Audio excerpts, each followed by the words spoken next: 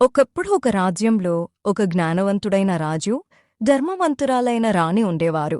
వారికి 2 కుమార్తెలు. పెద్ద కుమార్తె కామిని. తను చాలా తెల్లగా ఉంటుందని అహంకారంతో ఆడంబరంతో ఉండేది. తను రాణి అవ్వాలని ఎప్పుడూ కలలు కనేది. రెండో కుమార్తె మాయ.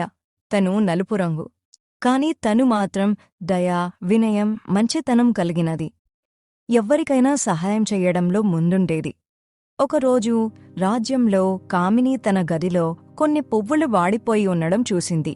అప్పుడు తను, ఏంటిది నా గదిలో ఎండిపోయిన పువ్వులు? ఈ పనివాడు ఏం చేస్తున్నారు? అందరూ నెత్తిమీద ఎక్కి కూర్చున్నారు. ఈ పనివాడు తన విలువేంటో చూపిస్తాను. హరి, నేనేం వింటున్నాను? తప్పైపోయింది మహారాజు గారు, క్షమించండి. మహారాజా, ఇంక ఎప్పుడూ ఇలా చెయ్యను. చాలు చాలు, ఇంక నీ నాటకాలు. నాన్న, ఇతనిని పనిలో నుంచి తీసేయండి. వద్దు నాన్న, ఇంత చిన్న తప్పుకి అంత పెద్ద శిక్ష వేయడం న్యాయం కాదు. ఇతను మన తోటలో ఎన్నో పువ్వులను జాగ్రత్తగా చూసుకున్నాడు. వద్దు నాన్న. వచ్చిందమ్మా న్యాయమూర్తి. తప్పంటే తప్పే, ఇతనిని పనిలో నుంచి తీసేయాల్సిందే. ఇది నా ఆఖరి మాట. కామిని చెప్పినట్టు ఇక్కడ్నుంచి వెళ్ళిపో. రాణి, అనంతపుర రాజు నా ప్రియమిత్రుడు. తను ఇంటికి రమ్మని కబురు పంపాడు. అలాగా? ఎప్పుడు వెళ్ళాలండి?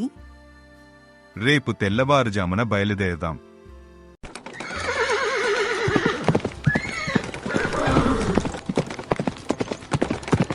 రండి రండి మహారాజా, రండి. రవి, ఎన్ని రోజులైంది మనం కలిసి?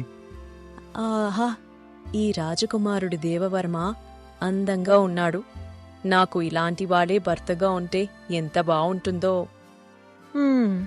పదండి, వేటకి వెళ్దాం. సరే అయితే, మేమందరం వెళ్దాం. నేను వేటకి రాను నాన్న, మీరు వెళ్ళండి. వారేవా, ఎంత అందమైన అడవి! ఇంకా ఈ పక్షులు ఎంత అందముగా పాడుతున్నాయి. తెలియడం లేదు వీటిని ఎలా వేట చెయ్యాలనిపిస్తుందో. అరే, ఇతను రాజకుమారుడు దేవవర్మ కదా? రాజకుమార దేవవర్మ, మీరు ఇక్కడేం చేస్తున్నారు? వేటకి వెళ్ళలేదా? ఓ రాజకుమారి మాయా, నేను ఎవ్వరికీ కనపడకుండా ఇక్కడికి వచ్చాను. నాకు పక్షుల వేట చేయడం అస్సలు ఇష్టముండదు.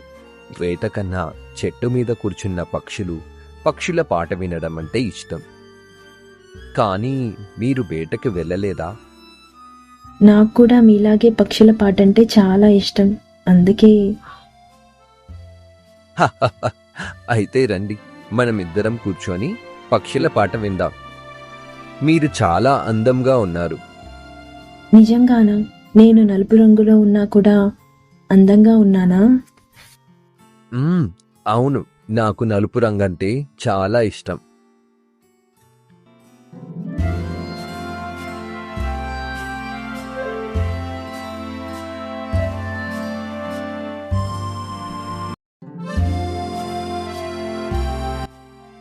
నాన్నా, నేను మీతో ఒక విషయం చెప్పాలనుకుంటున్నాను. ఏం చెప్పాలనుకుంటున్నావో చెప్పు కామిని. నాకు రాజకుమారుడు దేవవర్మ అంటే చాలా ఇష్టం. నేను అతన్ని పెళ్లి చేసుకోవాలనుకుంటున్నాను నాన్నా. ఇది చాలా మంచి విషయం. నేను ఈరోజే నా స్నేహితుడితో ఈ విషయం చెప్తాను. ఇది నేనేం వింటున్నాను? నేను దేవవర్మ ఒకరినొకరం ఇష్టపడుతున్నాము. కానీ నేను ఈ పెళ్లి ఎలా ఆపగలను? నాకు చిన్నప్పటి నుంచి ఈ అదృష్టం లేదు. నేను ఏది ఇష్టపడినా అది నాకు దక్కదు. కామిని ఏది కోరుకున్నా అది తనకే దక్కుతుంది. ఈసారి కూడా అంతే. నా మనసులో మాట ఎవ్వరికీ చెప్పుకోలేను.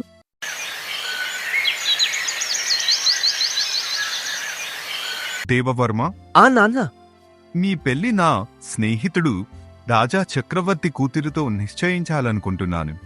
మీకు ఇష్టమేనా? రాజా చక్రవర్తి కూతురా? నాన్న, నాకు ఇష్టమే.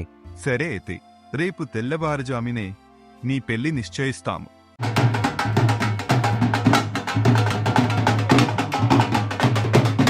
ఏంటి ఈ రోజు ఇంత కాముగా కూర్చున్నారు? ఆ రోజు నాతో ఎంత బాగా మాట్లాడారు. ఏ రోజు దేవవర్మ? నేను మీతో మాట్లాడేది ఇవి మొదటిసారి. అదేంటి ఆ రోజు నువ్వు నేను నది చెప్పిన పక్షుల పాట గురించి మాట్లాడాం కదా. ఏ పక్షపాత దేవవర్మ, నాకేమీ అర్థం కావటం లేదు. అరే, ఆ రోజు నది పొద్దున మన ప్రేమ గురించి మాట్లాడుకున్నాం కదా మాయా. మాయా? నేను మాయాని కాదు, నేను కామినిని. కానీ నా పెళ్లి మాయాతో అనుకున్నాను. నేను మాయాని ప్రేమించాను కదా కామిని. ప్రేమిస్తున్నారా? అంటే మాయా నా కోసం త్యాగం చేసిందా? అయ్యో, మాయాది ఎంత మంచి మనసు. నేను నా అహంకారంతో ఇదాయనా చేశాను. లేదు, నేను దీనిని సరిదిద్దుకుంటాను. మాయా, ఏడవకు నాన్న. నువ్వు అక్క కోసం చేసిన త్యాగం ఊరికే పోదు నాన్న.